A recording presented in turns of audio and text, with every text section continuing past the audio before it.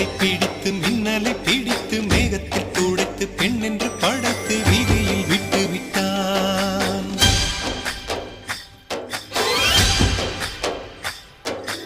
இப்படி இன்னொரு பெண்மையை படைக்க தன்னிடம் கற்பனை தீர்ந்ததை எண்ணித்தான் பிரம்மனும் மூர்ச்சையுற்றான்.